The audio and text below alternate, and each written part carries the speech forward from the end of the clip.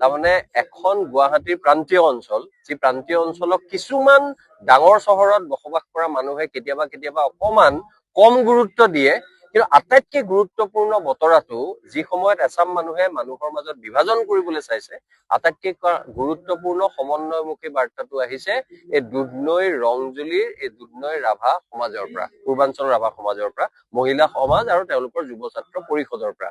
গতিকে এই কথাটোৰ লগত সকলো জড়িত। ভূপেন হাজৰিকাৰ মানুহে মানুহৰ বাবে সহস্ৰাব্দৰ শ্ৰেষ্ঠ বাংলা গীত বুলি পৰিগণিত হৈছিল। অসমীয়া মানুহে, বঙালী মানুহে গৌৰৱ কৰে। সেই কথাটো আমি শুনো, তেওঁৰ কথা উদযাপন কৰো, আৰু উদযাপন কৰা একাংশ মানুহে আকৌ কেতিয়াবা কেতিয়াবা মানুহৰ মাজত বিভাজন কৰে। গতিকে তেনে মানুহলৈ মই বিনম্ৰভাৱে অনুৰোধ জনাও যে আজি ইয়াত আমি যিটো পৰিৱেশ দেখিলো, যিমান শান্তিপ্ৰিয় শৃংখলাবদ্ধভাৱে মানুহে আহি নিজকে তেওঁলোকে উদযাপন কৰিছে আৰু অসমলৈ এটা বাৰ্তা দিছে। মই ভাবো আজিকালি মোবাইল ফোনৰ জৰিয়তে আমি বেয়া বাৰ্তা দিয়া মানুহ অসমত বহুত দেখিছো।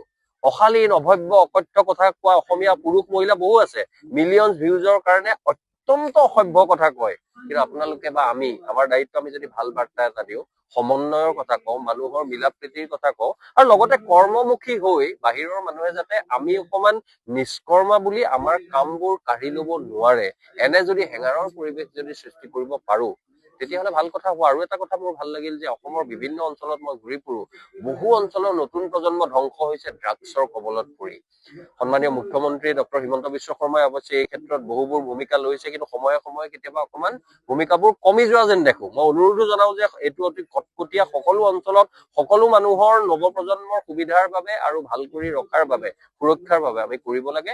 আৰু এই অঞ্চলৰ পৰা এটা শিকনি অসমৰ ৰাইজে ল'ব লাগে যে মোক যিটো টংকেশ্বৰ ৰাভা ডাঙৰীয়াই জনালে, আৰু তেওঁ আৰু মোৰ লগততো, মইতো ৰাজনীতি কৰা মানুহ নহয়, তেওঁ এইটো মিছা কোৱা বুলি মই নাই ভবা। তেওঁ মাত্ৰ মোক জনালে যে আমাৰ সমাজখনত বা এই অঞ্চলটোত ড্ৰাগছৰ বৰ বিশেষকে প্ৰৱেশ কৰিব পৰা নাই। এইটো অসমৰ বাবে কিন্তু সাংঘাতিক এটা যোগাত্মক কথা। মই বিভিন্ন অঞ্চলত যাওঁ, সকলোতে এটাই আপত্তি যে ড্ৰাগছৰ পৰা কেনেকে ৰক্ষা কৰিম। মানুহে মানে একেবাৰে অসহায় অনুভৱ কৰে, ডাঙৰ ডাঙৰ মাক দেউতাক, ককা দেউতাক, শিক্ষক।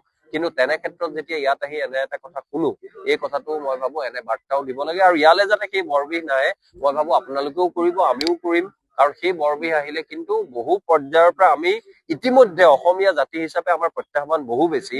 ড্ৰাগছৰ কথা যদি নতুন প্ৰজন্মক কঙা কৰি পেলাই, আমাৰ প্ৰত্যাহ্বান আৰু বৃদ্ধি পাব। গতিকে মই ভাবো নিজৰ সংস্কৃতি ধৰি ৰাখি, সমন্বয়মুখী চিন্তা ধৰি ৰাখি, কৃষি কৰ্মৰ লগত জড়িত থকা কৃষ্টি কৰ্মক তেওঁলোকে বুকুৰ মাজত ৰাখি, কৰবাত যদি আৰু বেছি পৰিশ্ৰম কৰাৰ প্ৰয়োজনীয়তা আছে বুলি ভাবে ৰাভা জনগোষ্ঠীৰ মানুহে, সকলো অসমীয়াই, অসমক ভাল পোৱা মানুহে পৰিশ্ৰম কৰিব পাৰিলে, মই ভাবো অসমখন সেউজীয়া হব, সজীৱ হব, সতেজ হব, আৰু বিভাজনমুখী শক্তিৰ অকমান তেওঁলোকৰ শক্তিবোৰ কমিব। আৰু সেইটোৱে মই ভাবো ভাৰতীয় সংবিধানৰ লগত আমাৰ যিটো সম্পৰ্ক আৰু বেছি নিকট হব আৰু ওচৰ চপা হব, সেইটোৱে বৰ্তমান সময়ৰ দাবী বুলি মই অনুভৱ কৰো। আৰু আজি এই পূৰ্বাঞ্চল ৰাভা সমাজৰ এই 63 সংখ্যক বাৰ্ষিক অধিৱেশনলৈ আহি মোৰ মনত যিবোৰ কথাই খলকনি লগাই থাকে, সেইখিনি কথাই খুব যোগাত্মক ভাৱে ইয়াত প্ৰত্যয় গলো, পতিয়ন গলো, আৰু আশা কৰিলো এনে এটা পৰিৱেশ অসমৰ অন্যান্য অঞ্চললৈও বিয়পি যাব।